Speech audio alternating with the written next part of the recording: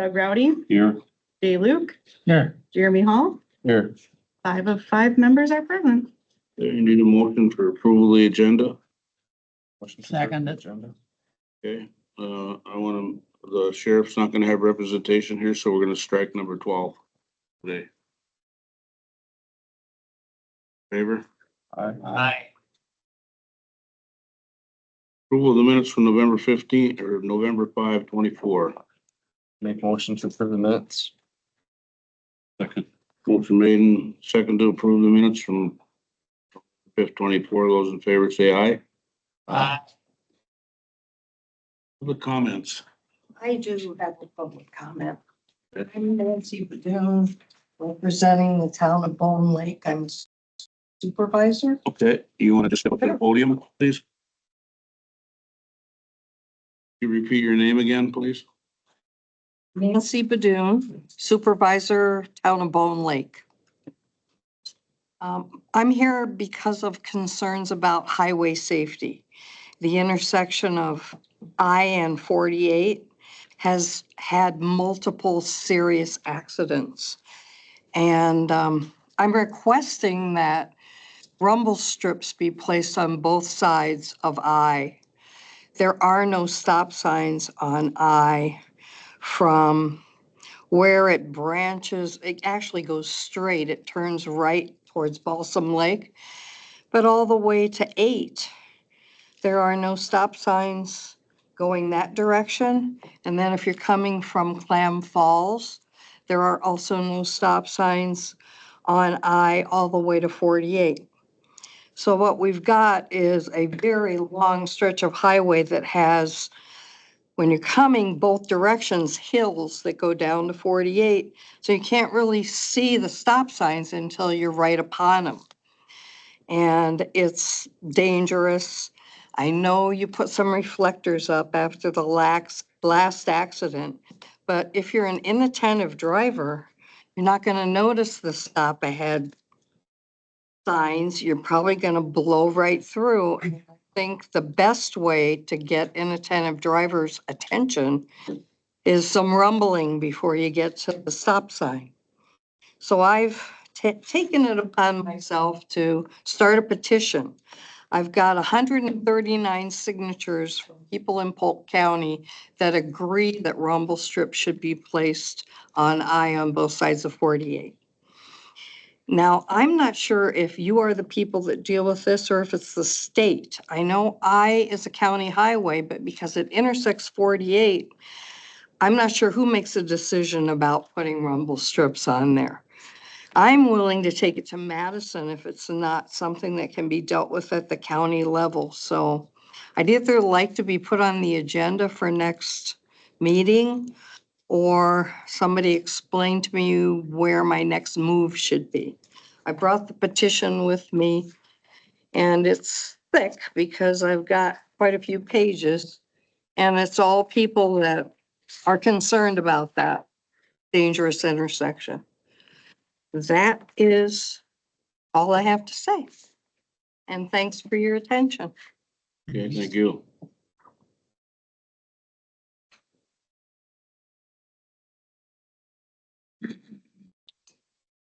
I leave this with you? No. No? You don't give it the dust. It's fine. Okay, You can write down your contact information on the bottom. I'll get to it. The highway commissioner contacts you. thank you very much. Do that. Mr. Chair, I firmly believe that rumble strips really do get people's attention, and Steve. I think that's the best answer John. that we have. John, that's a public comment, so we're not gonna discuss it at this time. I just wanted to get her contact information, to make sure that she was. Yeah. Here's back from us. I thought, Okay, any other public comment?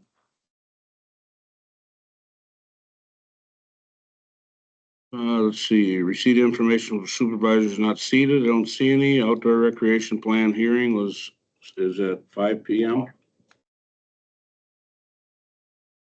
That's something we, Yeah, so you can move down through the agenda until it gets to 5 o'clock, then we can stop the meeting and go for the public hearing.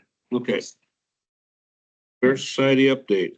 I don't see any representation here, but I assume that you got some stuff.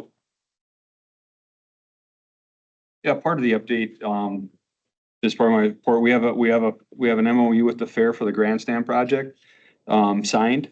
They agreed to all the items that were discussed in closed session. So that project is moving forward, and when Rod Polk gives his update, he'll have more on the, status of the project. In motion. That's already approved, right? So, yes, We've approved as long as they sign. yes. Right. It's in the budget, yeah. Okay, anything else for the fair? That's it? Update from CJCC. Sir, I can provide that. Pardon me, I've got a little bit of a cold. Just wanted to remind folks that if you're available and can attend CJCC treatment court graduation, that's this Friday. The court proceedings are at 9 o'clock, and it's a wonderful experience if you haven't had a chance, and we'd welcome you back, of course, if you have been one time or many or zero. In terms of program stats, what I've got for you is that first time offender, we have 3 completed the class this month, and we have 1 new referral. For the intoxicated driver program, we have 2 participants currently. Substance diversion, 3 participants, 1 term termination. And in treatment court, 8 participants. With this graduation on Friday, we'll be down to 7. So that's the update from CJCC. Okay, it's a single graduation on Friday. That's my understanding, sir. Any questions at all for Don? Okay, moving on to update from Public Works. Clam Falls Dam is progressing well. The I is now open, 1 lane across the bridge. It should remain that way for the remainder of the project.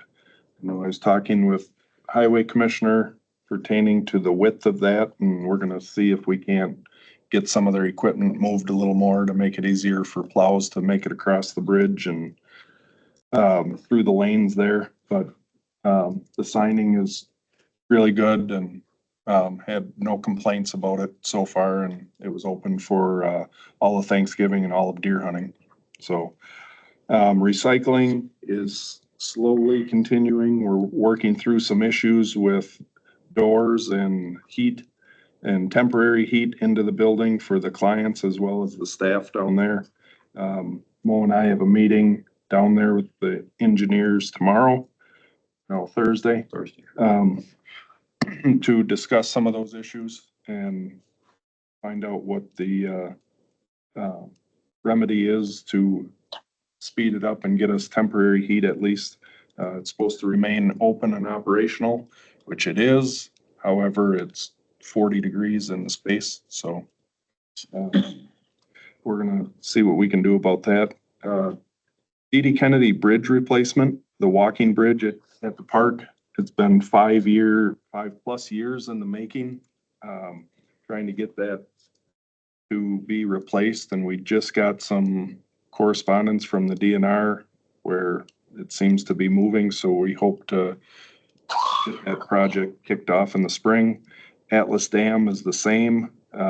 We have repairs that need to be done up there, but we're waiting for a response from the DNR. It's supposed to be getting to us before the end of the year, which is approaching fast. And then there's a meeting with Andy Chartrand as the rep from the fair, Cedar Corps for the engineering portion, and myself being set up. I spoke with Troy from Cedar Corps on some issues and seeing if we could move the grandstand at the fairs asking, and based on what Cedar Corps and the town of St. Croix Falls have talked about, that the footprint it's in now is where it needs to stay based on the setback and everything off the road. They were good with that as long as we stayed within that same footprint of the old one. So we're trying to set that meeting up for tomorrow morning. So I'm waiting for a response from Andy to see if he can make that. So between the 3 of us, we're all gonna try to work through some different logistics on what we want in the RFP, and then Cedar Core is gonna put that together and get it out for bid. That's all I have.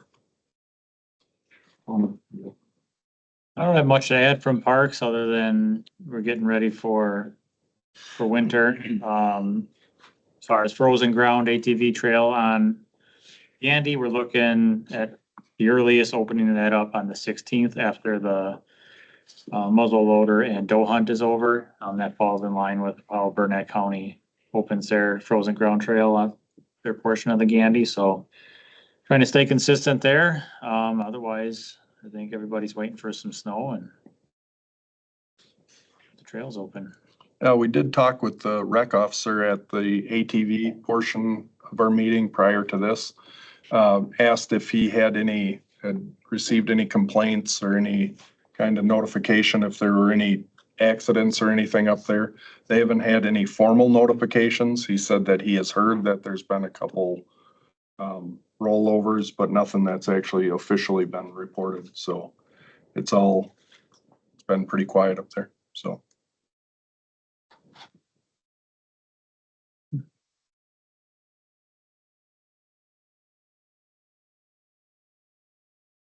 Any comments, or questions for Public Works? I just have one comment about the grandstand. I can't make that meeting tomorrow morning. You wouldn't want to be that close to me anyway, but I've been to two different grandstands at schools that are metal on the floors and aluminum seats on the seating. And the metal floors are not slippery at all. The aluminum that I've, like Unity School and the sort, yeah, I see people falling down all the time if it's wet. I don't know what that does to the cost, if it's cheaper or whatever, but just when you're talking in your design, just see what that would change, if that would change it at all, or make it more expensive or cheapen it up or what, but it's just safety wise, I've seen it to be plus to have metal decking and aluminum seating. But I got some pictures I can send you too that I took them. Okay. Has the design not been done yet? It has been, but Yeah, the design is done. Yeah. it has to go out for bid, so we have to really pin that down on what we're asking for someone to bid, so we compare apples to apples. Did you ask for both ways? Yeah, and that's what we would Okay. ask for, an option, steel floor with the aluminum seat. That's An option in the bid. The engineering firm may say, no, it's not a wise way to go, who knows, but it's just my observation. All right, thank you. Update from Highway. Yes, sir. I'll start with mentioning that yesterday, December 2nd, 2024, I got the email in the morning, so it was a little bit of late notice, but Governor Evers declared yesterday Snowplow Driver Appreciation Day. And I just want to say that we certainly appreciate all that our plow drivers do during the winter, working all hours of the day and night during very adverse conditions. They're driving very expensive and complex equipment out in some of the worst driving conditions that you can encounter in the winter. So I just really appreciate our crew. We have a really bunch of good guys down there. I brought in donuts for them to show a little appreciation for Snowplow Driver Appreciation Day. So I just wanted to mention that. We have our equipment calibrated and ready for winter. It's been out several times already. We've worked the bugs out of some of the newer ones. One of the gentlemen that have the newer trucks assigned to him is figuring out some of the newer controls and the updated equipment he's running now, but he's getting it figured out. We finished spray patching for the season, ran out our oil tank for the winter. Currently, we're focused on just mixing our salt sand materials, material sales to the townships and municipalities.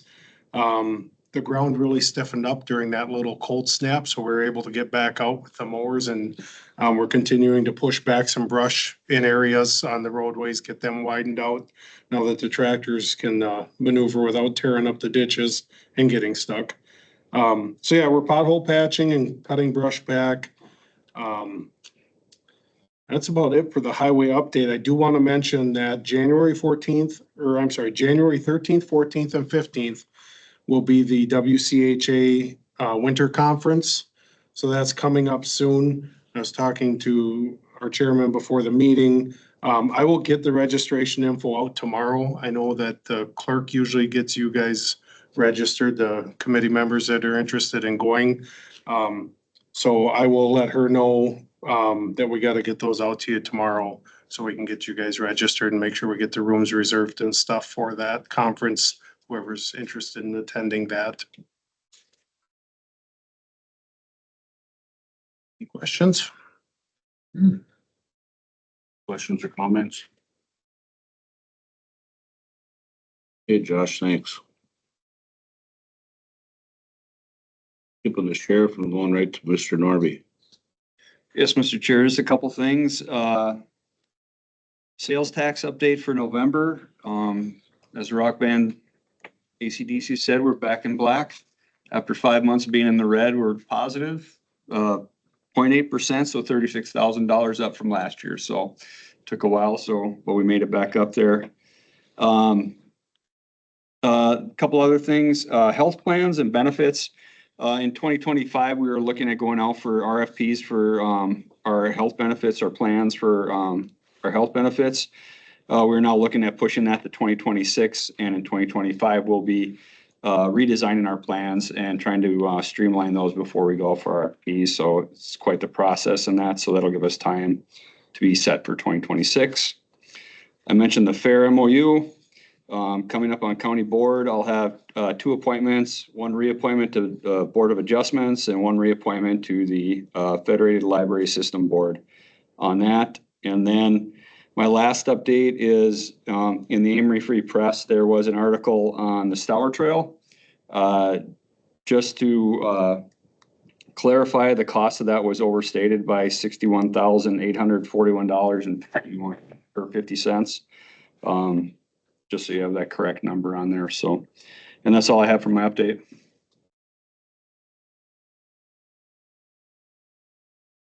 Any questions or comments for the administrator? No decision on the Connor, Tower Trail. We haven't heard anything, John. No, he was looking at doing his decision, starting last Friday. He started working on his decision, so. Did you hear that, John? He started working on it last Friday.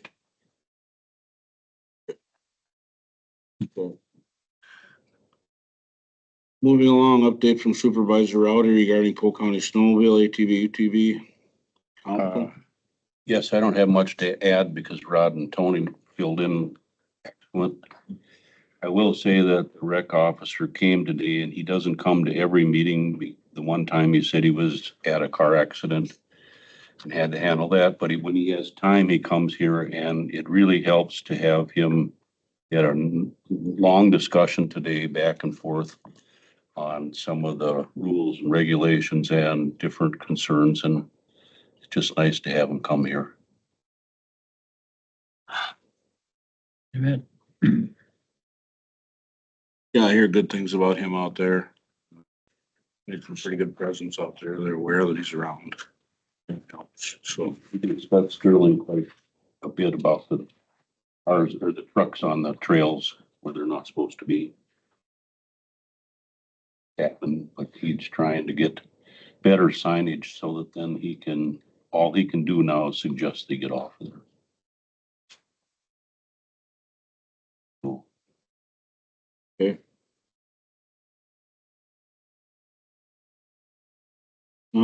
work plan, I don't have anything more for the work plan. Somebody else does. Matters for the agenda, we could add that, rumble strips at 948 on there. I assume she would go to safety council for that, with that, or could we handle that locally? Um, Safety committee. Yeah, one of the ones that should be brought up with is the quarterly public safety, the safety committee Right. over at the sheriff's department. Would be a great avenue to put that in there, because then we get both the state involved, the state patrol involved, and the state engineers involved. But we can discuss it next month also here. I'm not sure when that next meeting's scheduled for. It was just what happened. Just happened 2 weeks ago, so it's gonna be out of ways Okay. till the next quarterly meeting.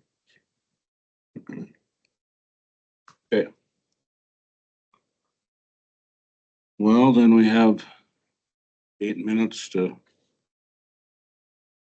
dance around the room, I guess, till we get. I don't know if you feel like dancing, Steve. Not with you, John. Correct. If you want a motion to go to I was gonna recess. wish, death to, Jay Luke's family on the passing of his brother-in-law this morning. And we're sorry to hear about your brother too, John. Yeah. Also, we need to go take a break or so that the recording stops. Yeah, take a recess until 5 o'clock. Need a motion to take a recess till 5 o'clock. I'll make a motion. Thank you. Well, I think I can sign off, Steve, do you think, or what's your recommendation? I think you're good to go, John. Okay. All those in favor of taking a break? Aye. Take care, bye. Did somebody second my motion? Yeah, I don't think so. I did. Okay, all right. I kind of did. All those in favor then? Somebody did.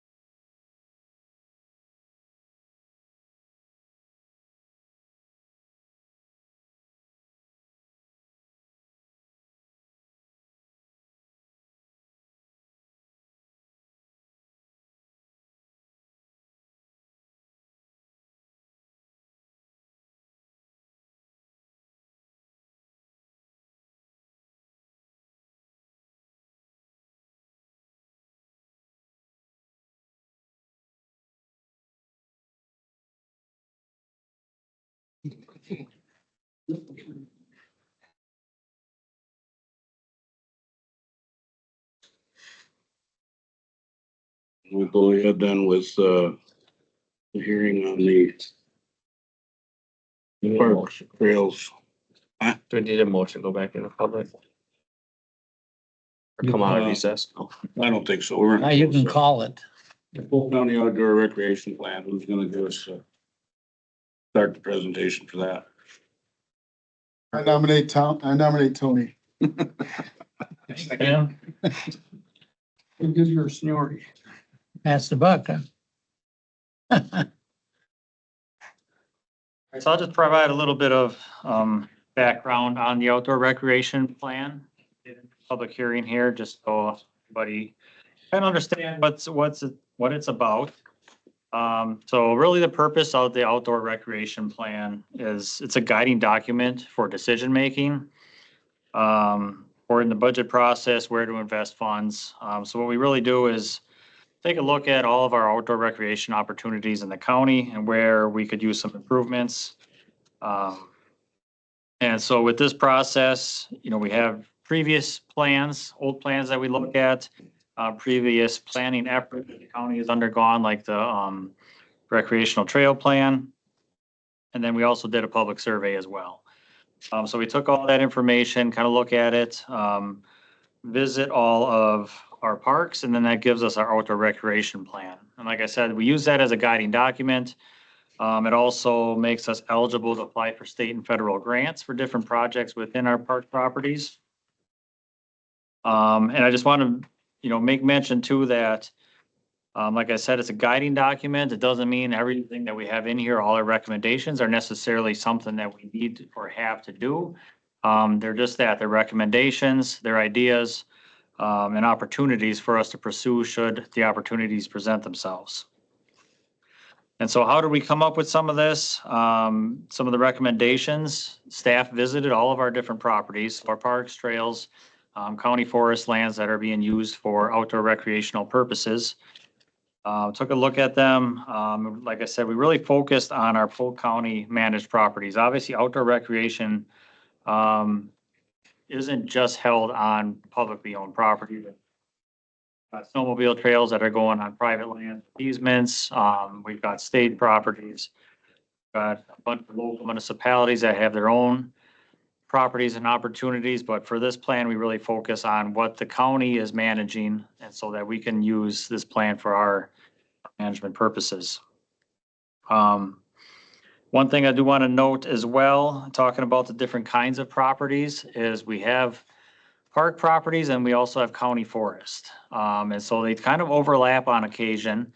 County forest is obviously managed for timber resources, but in some instances, we do use that property for outdoor recreation. And when we get kind of formal about it, the park department is managing some of that. So for instance, the new ATV, UTV park, or not park, use area up in Sterling, that is county forest property that the park department is managing the recreational aspect of that. So that's not a park, it's just a special use area within the county forest. Same thing with Summers Lake, that is not a park property. That is a county forest that is being managed by the park department for recreational opportunities. And why that's important is hunting is permitted on county forest land, and it is not on a park property. So we have to make sure that we're clear on those when we're identifying these different opportunities. And then, of course, county forest is being managed differently. Brent takes care of forest management on all these properties. So him and I work closely together on the recreational end of things. And then the county forest is overseen by the Environmental Services Committee. So there's a lot of collaboration on some of those properties. And then also to note that the county forest is open for general outdoor recreation as well. So horses can be run on county forest, hunting, gathering, that sort of stuff can be done. And that's an outdoor recreation opportunity, less formally, that is available for county forest property. But when we're looking at our existing facilities, that is really where we've put our priority with this plan, is looking for ways to improve what we currently have. We kind of prioritize that by looking at correcting safety issues, providing accessibility. A lot of our park facilities and properties are aged to the point where they do not meet current accessibility standards. So as we're looking to upgrade facilities, that is something we really want to take into consideration to meet those requirements for accessibility. And then updating and modernizing any facilities as well. So those are kind of how we rank those priorities when we look at these different projects, moving from safety, accessibility, and then updating and upgrading. And then kind of when you get past some of that, then you can start to look at providing additional opportunities. And, that might be based on citizen feedback. Maybe we'll see some trends in the recreation industry that says, well, we should look at providing this type of facility. But our focus right now is really to improve our existing facilities, replace some of the stuff that is aging out. And just want to also note that, investing in the improvements to our parks and properties is really important to attract desirable use.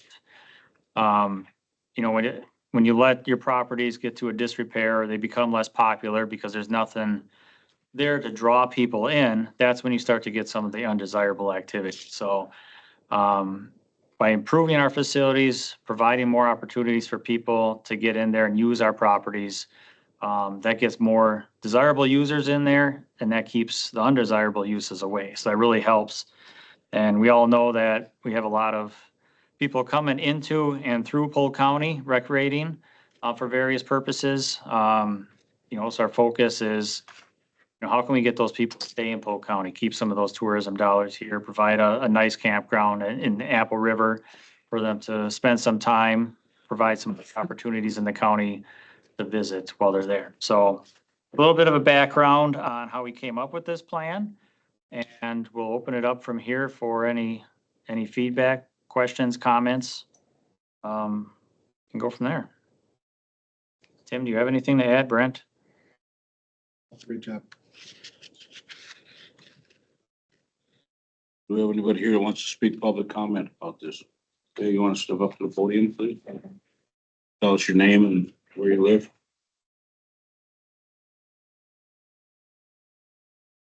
Hi, my name is Nancy Moe, and today I'm representing Friends of Gandy Dancer State Trail. Thank you all for being here tonight and evaluating this trail system or this outdoor recreation plan. I appreciate your time and your effort. So one of the goals that is in this rec plan was to work with friends groups to enhance and improve the trail systems. And I want to tell you about a story or give you an example of how it does work. So the county has been working with our friends group, the Friends of Gandy Dancer. This year in particular, we've come up with some improvements to the Gandy Dancer Trail along with the county. We are going to be putting in amenities. Some are already in and some are yet to be put in. New kiosks are going to be installed on all of the trailheads along the 6 trailheads along this particular trail. And that will be also having not only just kiosks, but telling people about the history of the trail and giving them a map of what the trail looks like, where to go, what's around the area. But it will also have bike racks and fix-it stations. So anybody who is in need of repair can access their tools there. So that will be, we hope that will be happening this spring. It's all set to go. The kiosks are already printed and ready. As a matter of fact, there's one up in Luck. So if you're in Luck and you want to take a look at it, feel free to stop by. I also wanted to comment that it's really nice to have the new restrooms in St. Croix Falls at that trailhead there. We really appreciate that. And also the parking lot that is in Milltown. So it's nice to have that as well. We have sawyers that will assist the county when we have tree falls, which happens periodically in our neck of the woods. This last year, we spent 40 hours helping the county get rid of the trees that had fallen across the trail. We're happy to do that. We're happy to assist. And two more comments. We fundraised for Trishaw for the Frederick area. So the nursing home in Frederick is now enjoying, how many, do you know what a Trishaw is? Do I need to? Okay, so a Trishaw is a bike, electric pedal assist bike that allows for somebody to sit in the front, 2 people, possibly 1 to 2 people. And so it's very common to, this originally originated in Denmark and has migrated to this area. The Trishaw is allowing people in nursing homes to get out and enjoy the outdoors, which has just been a delight for them. They really like getting out. As a matter of fact, sometimes it's they want to get out more often than the staff is able to help them get onto the Trishaws and get out. So Luck Nursing Home Rehab Facility has 2 Trishaws. And they're in use all the time. And now the Frederick Nursing Home has them. So they're not only just for people in nursing homes, they're for other people with disabilities as well. So we're just working on a process to share that information. The Trishaws are manned by somebody that is called a pilot. That pilot is responsible for making sure that the passengers are safe and buckled in and has a great experience. But they are licensed, they have to be trained to do that. It's not just anybody. So they have to know how to ride the bike, turn it around. And so anyway, I just wanted to tell you that the Trishaw program is working just great. And I hope you get a chance to see it for yourselves. So lastly, I just wanted to say that this Friends group is willing and looks forward to working with the county and making sure that the trails have the amenities that draw in all of our tourists and our local people to enjoy the trails. Thank you so much for your time. Any other public comment on the plan? And providers, any comment? No, okay. Please state your name and where you live. Melvin Smith, Polk County Snowmobile Council, Luck, Wisconsin. I'd like to comment first. Good, thanks for doing the Sterling Loop or the new Sterling Recreation Area. That's really nice. Thank you guys very much for that. We are ready to go. You guys already know that because you heard it from at the meeting. There was a couple of things that was brought up that we've already talked about with Brent and with Rod. The trail up in Indian Creek. We were trying to get something up there, but we're not having very good luck with it. And Rod and Tony with Amory bathroom things, we already talked about that. That was the things that we had issues with. I guess living in Milltown, I would like the parking lot to be bigger, or on the other side of the road where the fertilizer plant was at. But that's all I have to say. Thank you guys very much for all your help.